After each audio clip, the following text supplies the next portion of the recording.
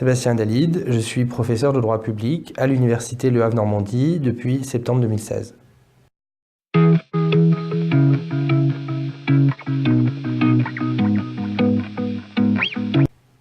L'union bancaire, c'est l'un des développements majeurs du droit de l'Union de ces 10 dernières années.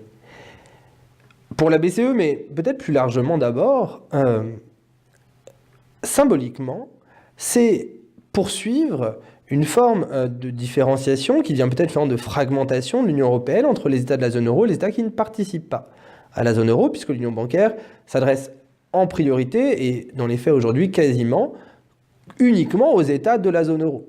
Et donc, on voit petit à petit s'approfondir ce décalage entre les États qui appartiennent à la zone euro et ceux qui n'appartiennent pas à la zone euro. Donc, symboliquement, c'est très fort. Ensuite, l'union bancaire, autre symbole évidemment, c'est une forme un peu déguisée, légère, mais déjà de mutualisation des dettes.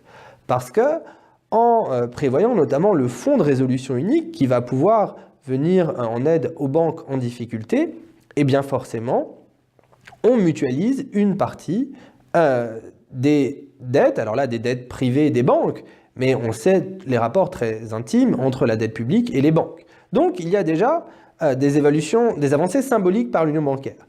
Pour la Banque centrale européenne, elle n'est concernée prioritairement que par un volet de l'union bancaire, le mécanisme de supervision unique. C'est là encore symboliquement très important parce que avec la crise et la politique monétaire non conventionnelle, la Banque centrale européenne avait pris une place centrale dans l'Union. Mais on lui a donné avec l'union bancaire de nouvelles compétences. Et donc évidemment, ça renforce le renforcement, ça le confirme. D'un point de vue organisationnel, en réalité, c'est toute la subtilité du mécanisme de supervision unique. Ça n'a pas beaucoup d'effet sur la BCE telle qu'on la connaît, puisqu'il y a un principe qui gouverne le mécanisme de supervision unique, c'est celui de séparation des fonctions prudentielles et monétaires. Une idée qu'on appelle en gros une muraille de Chine, qui fait que les services administratifs et processus décisionnels sont différents pour la partie prudentielle, ce que la BCE appelle la supervision bancaire BCE, puis la Banque centrale européenne classique qu'on connaît depuis des années, celle qui gère la monnaie.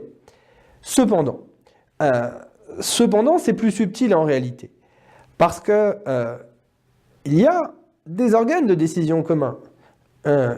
Les statuts de la Banque centrale européenne, protocole annexé au traité, donc valeur des traités, et le traité le dit clairement d'ailleurs, le pouvoir réglementaire d'adopter des règlements de la BCE appartient au Conseil des gouverneurs, organe de décision monétaire.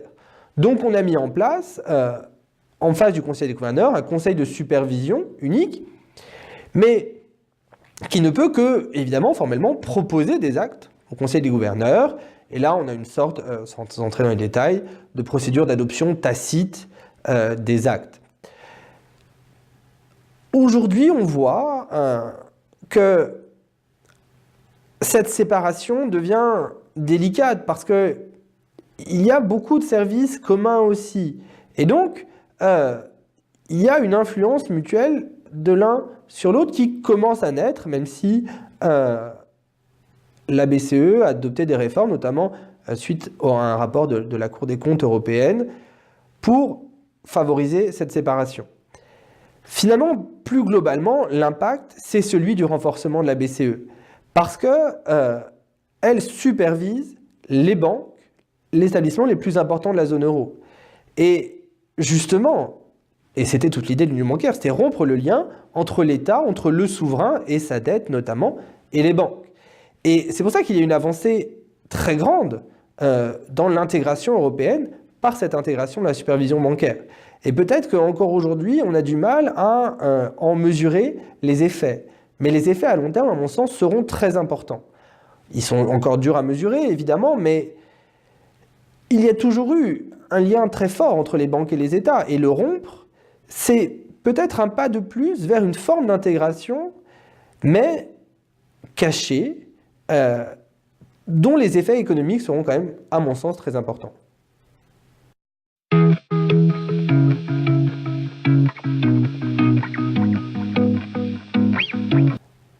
Alors, il y a, je dirais, un triple rôle de la Banque centrale européenne. le rôle formel, très limité, le rôle intellectuel, on peut dire, plus important, et puis un troisième rôle, disons un rôle officieux, qui là est en réalité certainement très fort. Le rôle formel, eh bien, dans les procédures de coordination des politiques économiques et budgétaires, la Banque Centrale Européenne n'est quasiment pas mentionnée. Elle va participer de loin, mais participer quand même à la rédaction notamment des grandes orientations de politique économique adoptées tous les ans par le Comité économique et financier dont elle est membre. Mais, je dirais, ce rôle formel, il est très limité, notamment par l'indépendance. L'indépendance de la BCE est là pour empêcher toute influence des politiques économiques sur la BCE et par un effet logique, ça empêche l'influence de la BCE sur les politiques économiques. Influence formelle. Parce qu'il y a l'influence intellectuelle. Et on voit bien que celle-ci grandit. Pour une raison simple. D'un point de vue économique, il a toujours été dit qu'il fallait une forme d'uniformité entre la politique économique et la politique monétaire. À partir du moment où il n'y a aucun moyen d'avoir une véritable politique économique unique au niveau de l'Union, la seule politique qui existe, c'est la politique monétaire qui est unique. Et donc forcément, il y a quelque part un besoin des États d'aligner leur politique économique sur la politique monétaire. Et donc en tant que telle, la politique monétaire impose une forme d'harmonisation des politiques économiques.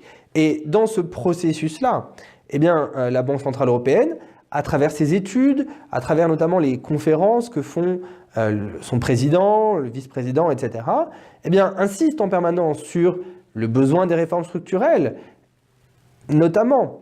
Et donc, on voit bien là une influence presque intellectuelle de la Banque Centrale Européenne. Et puis, depuis la crise, il y a cette influence,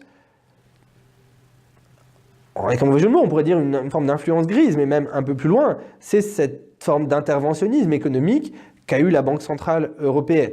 Alors, évidemment, il s'est formalisé parfois avec sa participation à la fameuse Troïka, Commission, Fonds monétaire international, Banque Centrale Européenne, qui a géré tous les inspections sur place et qui, évidemment, ont conditionné le fait de délivrer des fonds aux pays en difficulté, et notamment la Grèce.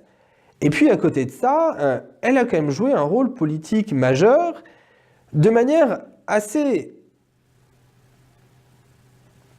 ambiguë. Deux exemples rapidement. Un qui est confirmé, dont on sait qu'il existe, c'est une histoire obscure de lettres irlandaises.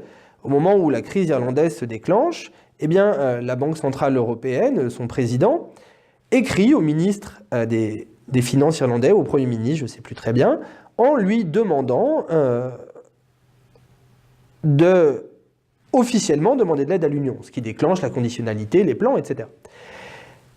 Le Premier ministre irlandais refuse et le président de la Banque Centrale Européenne lui répond simplement eh bien, que s'il refuse, la Banque Centrale Européenne arrêtera ce qu'on appelle la liquidité d'urgence, c'est-à-dire de fournir en urgence des liquidités aux banques irlandaises qui donc ne pourront quasiment plus fonctionner. Et évidemment, le Premier ministre irlandais, quelques jours après, demande officiellement de l'aide. Donc on voit bien là qu'il y a une forme presque, en étant de mauvaise foi, mais presque de chantage de la Banque Centrale Européenne. Et puis, il y a des rumeurs qui ont couru, notamment en Italie, au moment de la démission du gouvernement Berlusconi, que ce serait la Banque Centrale Européenne qui aurait fait pression pour la démission de Silvio Berlusconi. Et cette influence-là, cette influence grise, eh bien, elle est très dure à prouver, parce que juridiquement, il n'y a pas d'acte, etc. Mais cela participe quand même grandement de la pression qui est mise par l'Union sur certains États en difficulté.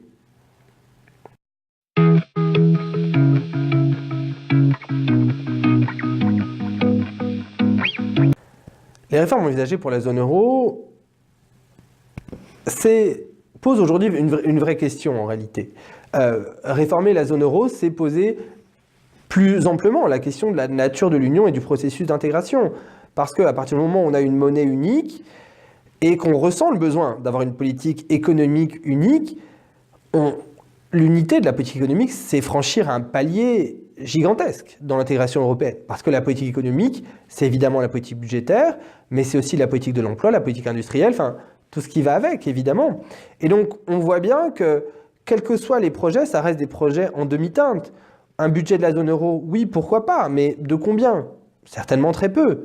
Donc, il n'aura pas un effet très important.